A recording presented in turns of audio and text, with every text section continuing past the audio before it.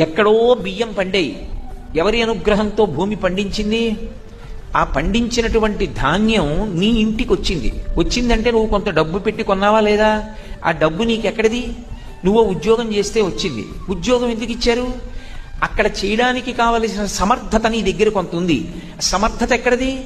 భగవంతుడు ఇచ్చినటువంటి అనుగ్రహం. దాన్ని పెట్టి బియ్యం కొన్నావు. అగ్నిహోత్రం మీద అన్నం ఉడికేట్టుగా చెయ్యాలని నిర్ణయం ఎవరు చేశారు? పరమేశ్వరుడు చేశాడు. నీళ్లు పోస్తే ఉడకాలని ఎవడు చేశాడు? ఈశ్వరుడు చేశాడు.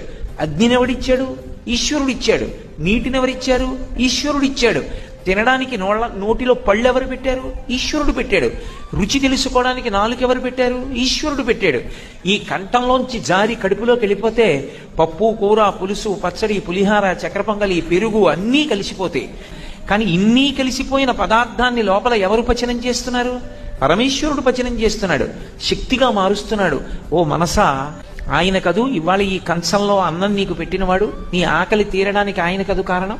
ఆయనకు ఒక్కసారి నమస్కారం చేసి కృతజ్ఞత చెప్పి తిను. కృతజ్ఞత చెప్పకుండా తినకు, దొంగవైపోతావు.